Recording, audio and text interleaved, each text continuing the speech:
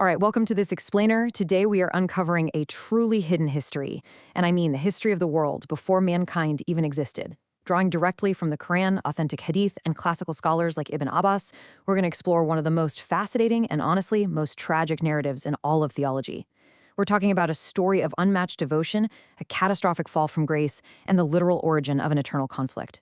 Have you ever read Surah Al-Baqarah and found yourself stopped cold by one specific verse? It's kind of like getting a panicked phone call at 3 a.m. from someone warning you about a massive disaster, but the disaster hasn't even happened yet.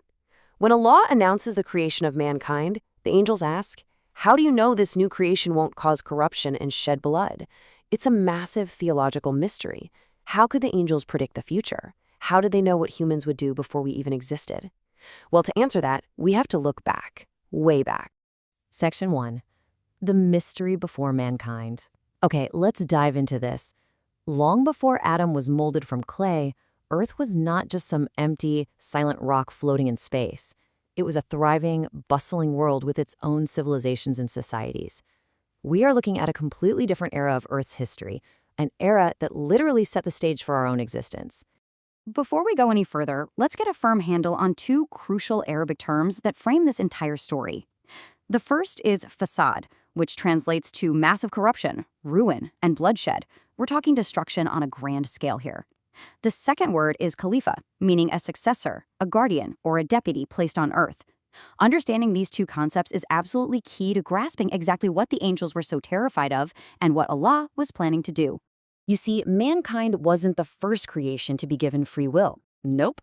According to classical scholars like Ibn Abbas, Allah created the jinn from smokeless fire long before us. And these early jinn, they lived on Earth for thousands of years. They weren't just wandering around aimlessly. They built civilizations, they formed complex societies, and, most importantly, they had the ability to choose between right and wrong, just like you and I do today. But here's the thing about free will. When you combine it with unchecked arrogance, the result is catastrophic. Over time, many of the jinn rebelled. They misused that tremendous gift and spread that massive facade and bloodshed we just defined. Their civilizations basically crumbled into violence and chaos. Actually, scratch that, it wasn't just chaos. The situation on Earth became so dire that it required direct divine intervention just to restore order. Section 2. Azazel's rise to power. Now, right in the middle of all this global chaos and corruption, there was one jinn who stood completely apart from the rest. His name was Azazel. Let's move to and see how this builds. After the jinn spread all that facade on Earth, Allah sent an army of angels to deal with the rebellious, corrupt factions. And guess who the leader of that victorious army was? It was none other than Azazel.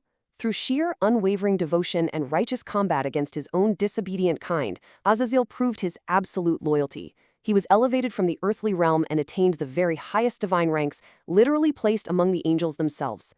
And we aren't just talking about a brief period of good behavior here.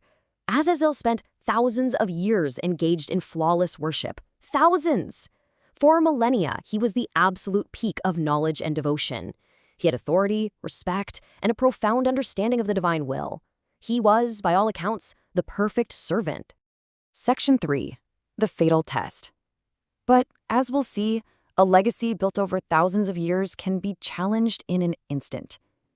The universe was about to undergo a radical shift, and Azazel was about to face a critical turning point, a test unlike absolutely anything he had ever encountered before. Allah announced to the heavenly assembly, I am going to place a khalifa, a successor, on earth. And boom, suddenly the mystery of that opening verse is totally resolved. When the angels asked, will you place therein those who will make mischief and shed blood? They weren't predicting the future at all. They were remembering the past. They had seen with their own eyes what free will and arrogance did to the previous inhabitants of Earth.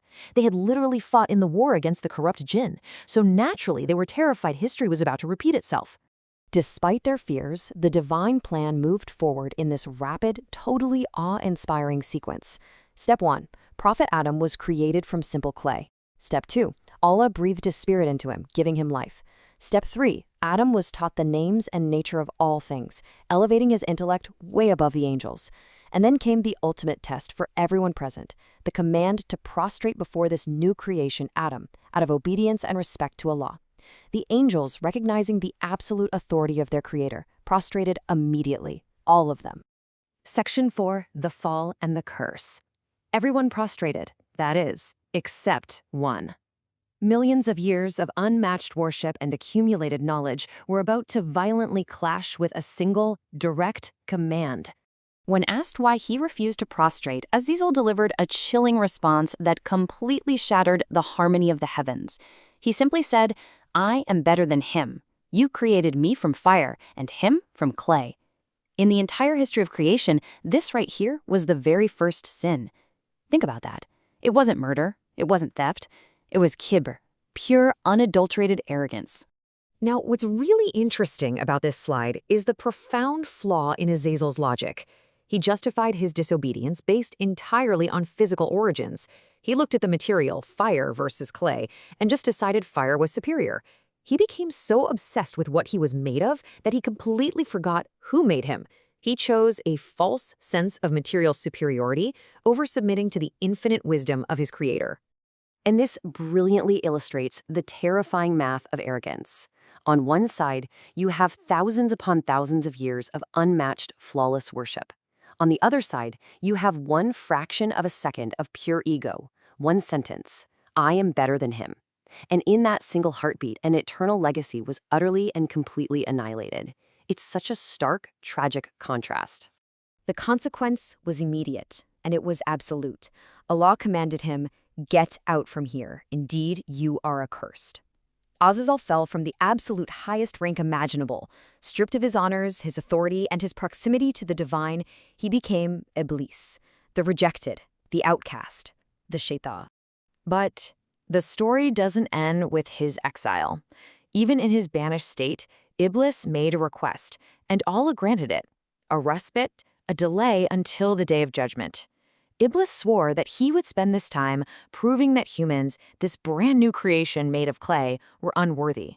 So his personal fall transformed into an ongoing daily test for all of mankind. But listen, it is absolutely vital to understand the limits of his reach. As this verse from Surah Al-Hijr makes crystal clear, Allah tells Iblis, "You have no authority over my true servants." Iblis cannot force you to do anything. He has zero physical power over your choices. All he can do is whisper. He can present the illusion of superiority, but the ultimate choice of whether to listen or turn away, that always remains entirely with you. Section 5. Lessons for the present.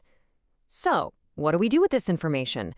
I mean, this isn't just ancient history. It is a literal blueprint for human psychology and spiritual survival. Let's transition from the cosmic fall of Azazel right into the everyday applications for you and me. So, the crucial point is really a summary of these core takeaways. First, knowledge and worship without humility will ultimately destroy you. You can know everything, but if you lack humility, you have nothing. Second, arrogance causes the fastest fall, no matter how high you've climbed up the ladder. Third, comparing yourself to others, saying, "I am better because of my wealth, my background, my status," that is literally the path of Iblis. Fourth, free will is a profound test. The Jinn failed it, now it's our turn. But finally, and honestly most importantly, unlike Iblis, we have the path of Adam, the path back through humility and genuine repentance. I really want to leave you with this to think about. Whenever pride puffs up your chest, remember the being who worshipped for millennia but lost it all in the time it takes to blink simply because he said, "I am better." So look inward today and ask yourself, where's that whisper of "I am better" quietly hiding in your own life? Thank you so much for exploring this explainer with us. Reflect on this, guard your heart against arrogance, and I'll see you in the next one.